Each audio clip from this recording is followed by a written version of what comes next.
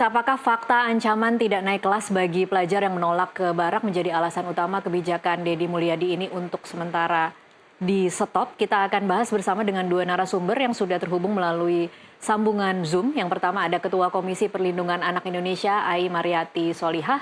Dan kita juga sudah tersambung dengan orang tua pelajar di Purwakarta, Jawa Barat, Riana Afriadi. Selamat malam Ibu Ai dan juga selamat malam Kang Rian. Malam, Malam, Natasha. Iya, terima kasih untuk waktunya Malam, bersama Mbak Ai. kami di Selamat malam, NTV Prime. Harian. Iya, saya pertama-tama ke Ibu Ai terlebih dahulu karena tadi kita sudah sama-sama mendengarkan paket berita sebelum ini bahwa ada beberapa sejumlah temuan dari KPAI. Mungkin yang ingin saya tanyakan adalah bagaimana cara KPAI mengumpulkan bukti-bukti ini, berapa anak yang diwawancarai dan seperti apa temuan-temuan yang mungkin paling mengejutkan untuk KPAI? Ya, terima kasih bahwa tadi siang kami sudah mengeluarkan rilis ya secara resmi, dan ini tentu hal yang sangat kita tunggu gitu ya. Bahkan untuk menyampaikan pandangan pun saya cukup berhati-hati karena selain menunggu hasil dari pengawasan, kami juga tentu harus mengolah gitu ya data tersebut sehingga menjadi sebuah hal yang patut kita dengarkan gitu, dan hasil-hasilnya tentu saja akan kami tindak lanjuti. Jadi berbagai pengawasan yang dilakukan pada saat kami turun ya, dan itu menggunakan instrumen pengawasan, lalu juga bertemu dengan anak-anak didik dan sekaligus juga bertemu dengan para pendidik ya di sana. Kami tentu selain menggunakan instrumen ini ya, salah satunya adalah bagaimana misalnya anak-anak memiliki latar belakang hadir di situ gitu ya, kemudian juga bagaimana asesmen yang mereka terima, lalu adakah ruang lingkup misalnya pendidikan yang itu tetap terhubung dengan sekolah gitu, kemudian bagaimana perasaan dan situasi dan kondisi mereka, lalu kami melihat juga hak dasarnya baik itu pemenuhan gizi, kemudian kesehatan ya, dan juga apabila terjadi hal-hal yang tidak diinginkan bentuk pelaporan dan tindak lanjutnya kemana. Baik. Nah tentu itu yang menjadi langkah pertama gitu ya. Berapa jumlah pelajar yang ditemui oleh KPAI, Bu Ai?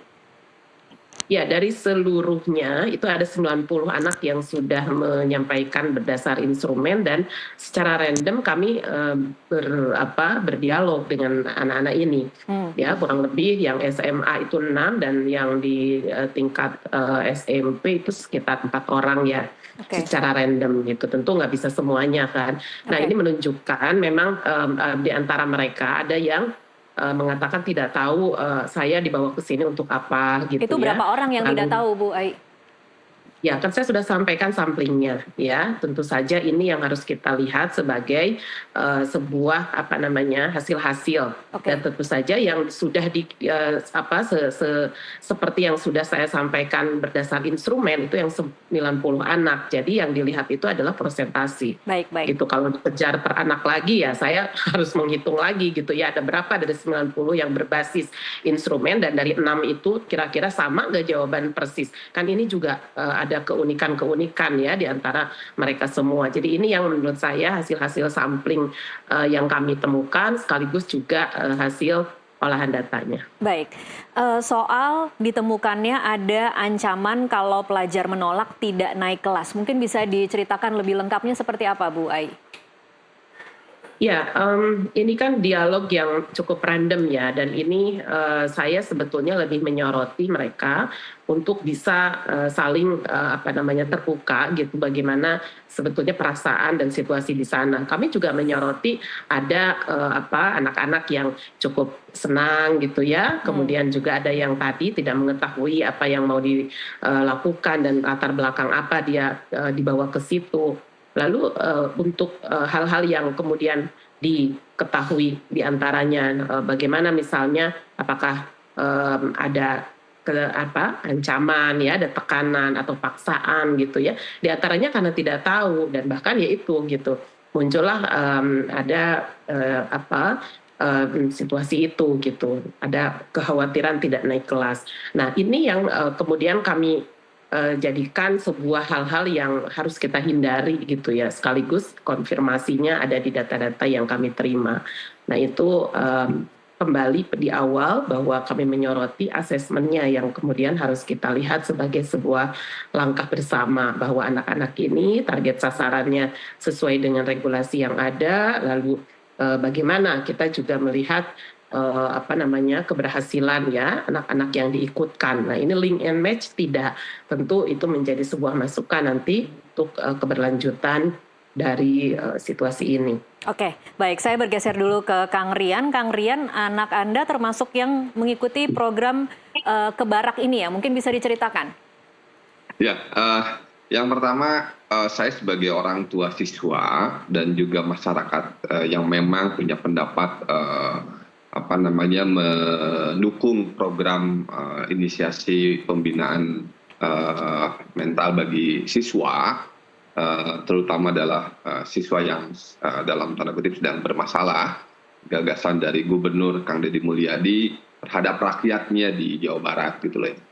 Kebetulan memang anak saya tidak mengikuti program ini, tetapi anak saya malah sangat antusias, malah ingin ikut. Ya. Nah, begini. Anak Anda tidak ikut ya berarti, Kang Rian? Ya, belum ikut ya. Oke, kenapa Anda mendukung program ini? Ya, pertama begini, saya sudah pernah sampaikan juga, mari kita melihat kedalaman dari gagasan serta inisiasi dari Gubernur Kang Deddy Mulyadi atas program pembinaan mental dan disiplinan bagi siswa yang memang sedang bermasalah ini. Jadi kami melihatnya bahwa ini inisiatif yang positif, di mana setelah dijelaskan secara kedalaman bahwa keterlibatan orang tua di dalamnya ada pada saat program ini, kemudian juga instrumen-instrumen lainnya untuk pembinaan karakter, pengembangan karakter, disiplin dan lain-lain, seperti ada psikolog dan lain-lain juga ada di dalamnya. Ini saya pikir ruang yang memang bisa dijadikan sebagai media ruang yang untuk menumbuhkan keintiman akhirnya antara orang tua dengan siswa yang ada di dalam depo pendidikan yang kebetulan ada di perangkat militer milik negara saja kan gitu. Kang Rian, kalau tadi kita mendengarkan mungkin tadi Bu Ai juga tidak sempat menjabarkan apa saja temuan-temuannya, tetapi mungkin temuan KPAI selama pelaksanaan 2 minggu ini diantaranya adalah penentuan asesmen siapa yang bisa masuk, siapa yang tidak bisa masuk.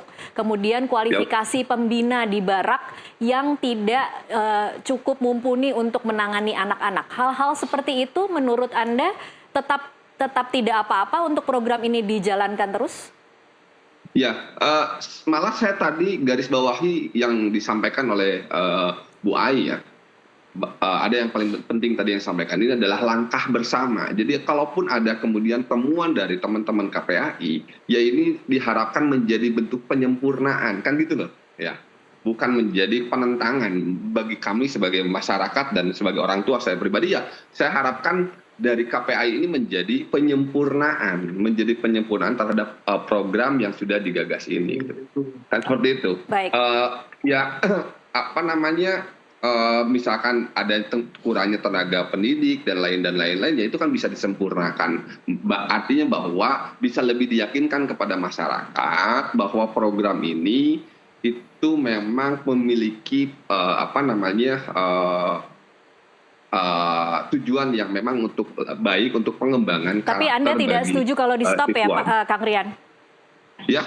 Anda tidak setuju kalau di stop? Oh tidak.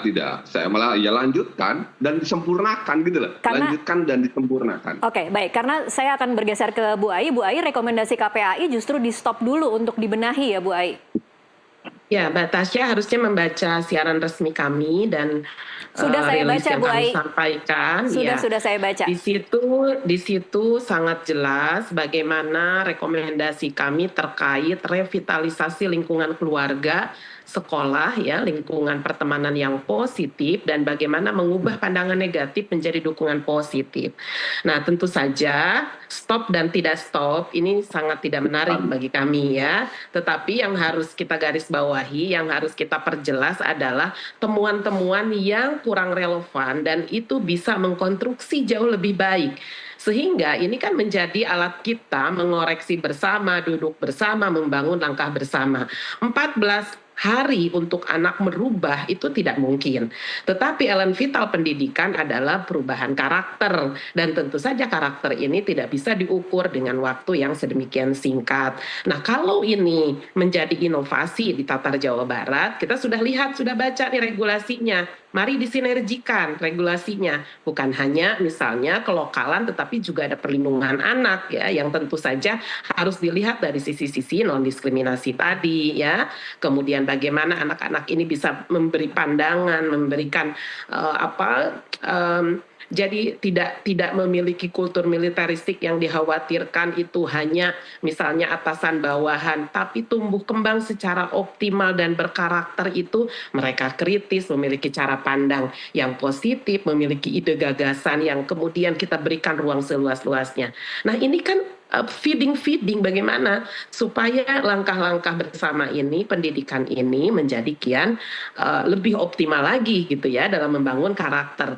Nah, kemudian apa saja yang kita sudah punya instrumen yang sudah kita berikan, harmonisasi regulasi ini yang masih ada jomplang, definisi, kriteria, indikator yang membutuhkan perlindungan khusus gitu. Dan bahkan saya berharap Kang Rian, kalau bisa ya tidak perlulah ke barak. Ini kan bukan soal di barak dia akan menikmati fasilitas atau apa, tapi revitalisasi keluarga gitu.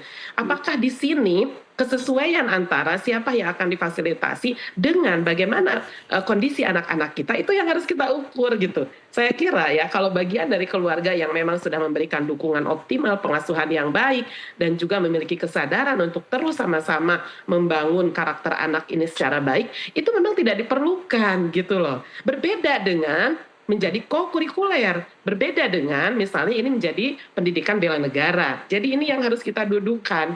Kalau ini sama-sama ingin menangani anak yang memiliki perilaku khusus, mari lihat aturannya. Mari lihat siapa yang harus berwenang mengeluarkan assessment. Oh, anak Anda mengalami situasi ringan, sedang ya, atau berat dalam situasi anak-anak berperilaku gitu loh. Ini yang tidak kami temukan juga. Tapi kemudian Pak Dedi memberikan supaya siapapun yang dianggap bermasalah, orang tuanya setuju, guru juga memberi rekomendasi, misalnya guru BK ditarik. Ini yang kami lihat ada gapnya, bahwa ini tidak bisa dipukul rata seperti itu. Mbok ya sama-sama ngobrol, mbok ya sama-sama kita saling melengkapi dulu. Setuju dengan Pak Rian tadi, karena isu perlindungan anak dari A sampai Z ya memang kami kelola gitu ya. Dengan inovasi ini mari kita ukur 14 hari, dan ternyata ada situasi-situasi, ini hasil temuan ini yang kemudian menjadi alat kami secara konstruktif. Dan kami tadi sampaikan ke teman-teman di media bahwa mau kontroversi, mau di stop, mau dilanjutkan, tidak dalam bentuk yang sangat pendek seperti itu, tapi merupakan sebuah keberlanjutan atas sistem dan ekosistem pendidikan. Ini yang paling penting. Jadi baik. Tidaklah kita dikonfrontasi terus ya. Untuk pertanyaan-pertanyaan seperti itu mohon bisa sama-sama kita lakukan lebih baik untuk anak-anak kita gitu loh. Terima kasih Mbak Tasya. Baik, Kang Rian mungkin mau memberikan tanggapan. Sudut pandang saya sebagai orang tua hari ini kan akhirnya adalah sampai saat ini sebetulnya kan punya kekhawatiran terhadap sistem pendidikan terhadap anak gitu loh ya.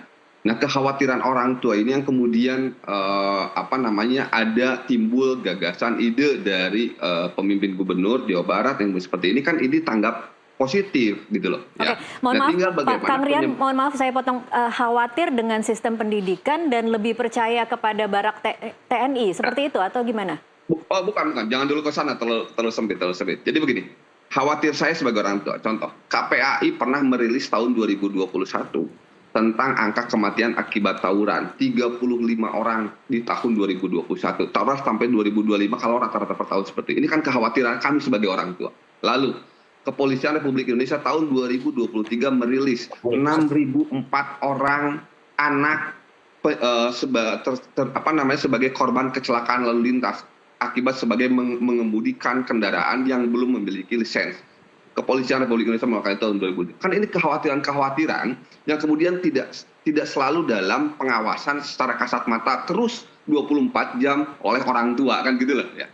Nah, Kemudian lahirlah ada gagasan medium untuk kemudian memperbaiki, untuk meningkatkan kualitas karakter, pengembangan karakter anak dan lain-lain. Ini menjadi diskursus. Nah, masuk kemudian KPI dengan instrumennya, saya sangat apresiasi sekali yang kemudian ini menjadi langkah penyempurnaan. Karena saya anggap program pembinaan mental atau pengembangan karakter di barak militer ini, tetapi bukan ala militeristiknya, ini kan sebagai suplemen saja, bukan menjadi kurikulum yang baku yang kemudian harus nantinya setiap sekolah, ini kan suplemen gitu loh. Nah, bagaimana kemudian suplemen yang menjadi bagian kecil dalam kurikulum pembelajaran secara besar itu kemudian kita sempurnakan dengan temanya adalah bagaimana membina kedisiplinan mental dan pengembangan karakter anak sesuai dengan kurikulum Merdeka Belajar Merdeka yang hari ini kemudian kita jalankan. Tapi satu sisi yang lain, saya sebagai orang tua punya kekhawatiran terhadap kurikulum itu, kan begitu.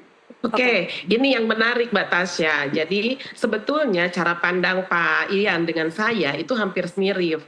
Karena ini sebetulnya adalah peningkatan kualitas pendidikan atas pencegahan terjadinya anak-anak dalam situasi khusus. Gitu ya. Dan kalaupun terjadi, ini kan pengandaiannya justru sudah terjadi tanpa assessment, tanpa ada revisi referensi bahwa anak ini apakah benar yang merokok dengan yang melakukan tindakan perkosaan disamakan di satu barak, pertanyaan saya. Yang suka tawuran dengan anak yang bolos sekolah disatukan di satu barak, pertanyaan saya. Ini hal-hal yang harus kiranya menjadi alat kita untuk bisa lebih membenahi. Dan tentu saja bahwa seluruh elemen vital pendidikan kita selain pembentukan karakter juga mencegah situasi yang tadi disampaikan oleh Pak Ian. Saya pun sebagai orang tua yang memiliki anak-anak, disinilah gitu ya, penempatan atas inovasi pendidikan yang harus betul-betul diletakkan sesuai dengan proporsinya. Saya setuju ada bela negara misalnya, kemudian kokurikuler pendisiplinan, lalu pendekatan ekstrakurikuler maupun juga kegiatan di internal sekolah dan lain sebagainya. Nah, ini yang harusnya dikembangkan dan sudah punya tempatnya gitu. Sebetulnya ini sudah punya tempatnya, tetapi kembali optimalisasinya di mana, ruang lingkup di mana, lalu sejauh mana ukuran-ukurannya. Pramuka itu dari hulu sampai hilir membangun kedisiplinan itu. Kalau dianggap gagal dan kemudian tidak berhasil membangun kedisiplinan, mari kita lakukan pemetaannya. Apakah anak pramuka ini yang dianggap aktif aja sementara yang jarang sekolah, bolos sekolah ditinggalkan?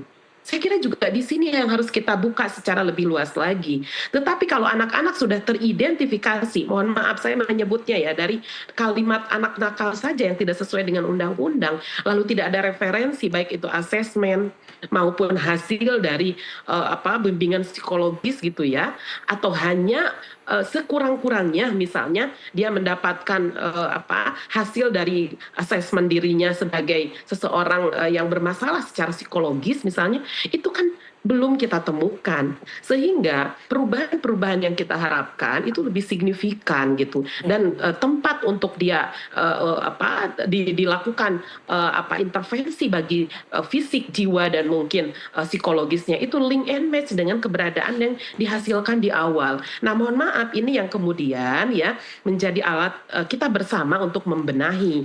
Dan jangan lupa memang sebenarnya orang tua yang menyadari seperti Pak Ian inilah yang dibutuhkan anak-anak kita gitu, bukan barak militer gitu ya. Bagaimana revitalisasinya? Saya bertanya Pak Ian, coba dalam setahun Bapak dapat edukasi dari sekolah aja misalnya sebagai komite untuk memampukan Bapak memberi dukungan pengasuhan positif pada anak berapa kali Pak? Ya kan?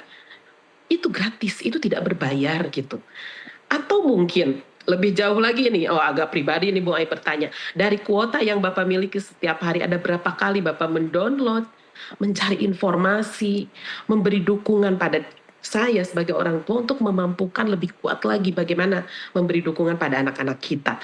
Nah, setidak-tidaknya ini upaya dan inovasi sekali lagi ya Mbak Tasya, namun karena ini sudah di bawah kendali pemerintah daerah, kemudian juga sudah melibatkan berbagai pihak dan tentu kita terikat pada leading sector, mari sama-sama kita mengacu gitu pada penguatan-penguatan konvensional yang memang sudah ada dan menjadi dambaan dan juga memang tempat sekolah untuk perubahan perilaku ke arah yang lebih baik. Akan tetapi apabila nanti kekhawatiran yang tadi dirasakan Pak Ian ini mewakili ya masyarakat di luar sana, ini masih kurang dan belum optimal di sekolah. Yuk kita carikan ruang alternatif yang positif gitu. Bukan lantas serta-merta memukul rata bahwa misalnya ada satu leading sector yang bisa merubah tadi situasi anak-anak kita yang memiliki perilaku-perilaku khusus tadi. Nah, apabila hari ini sedang dilakukanlah yang ini, yang alternatif yang sudah dibuat pemerintah daerah, maka harusnya membawa semua kompetensi ahli leading sektor yang terkait untuk rembuk bersama. Bapak Oke. pedomannya bisa baca di website. Saya bisa tahu bahwa ini adalah latar belakang dan juga SOP-nya di website dimanapun informasinya. Baik, Tidak Bu. dalam konteks tiba-tiba. Iya, ini mungkin Kami sih Bu Ai, melihat sisi ini ya, Mbak oke. Tasya, yang harus segera dibenahi. Oke. Baik, ini mungkin memang terjadi karena antara ide dari gubernur dan pelaksanaan memang sangat pendek ya Bu Ai. Ya boleh kita melihat itu satu koreksi gitu, karena semua orang punya ide. Pemimpin daerah itu luar biasa Mbak ide-idenya, dan bahkan birokrasi kerap ya agak kedodoran gitu mengikuti. Tetapi yang jangan dilupakan adalah mari dukung bersama dengan berbagai leading sektor. Baik, Sehingga tidak merasa ada yang terlewat dan bahkan tidak mengkonstruksi, sehingga Oke. muncul nih dinamika yang saya kira kurang tidak seharusnya terjadi. Oke, kalau kemudian masukan-masukan KPAI bahwa harus ada harmonisasi antara semua sektor yang harusnya dilibatkan itu dilakukan sambil kemudian program ini terus berjalan, mungkinkah Bu Ai? Ya itu beberapa alternatif yang kami sampaikan. Ya 14 hari untuk angkatan pertama sudah selesai, bahkan sudah dipulangkan gitu. Kita tahu itu. Mari ukur perubahannya ya. Bahkan ini akan menjadi catatan bersama orang tua, sekolah, dan kita. Nah hari ini kan sudah mulai nih di gelombang berikutnya gitu. Apakah sudah learning by doing juga, ataukah sudah dalam pembenahan juga? Kami baru mengeluarkan hasil monitoring sementara, karena tadi siang itu sudah FGD dengan antar sektor ya, baik itu pendidikan, keagamaan, dengan berbagai kementerian dan juga pemerintah daerah. Nanti hasilnya seperti apa kita dengarkan.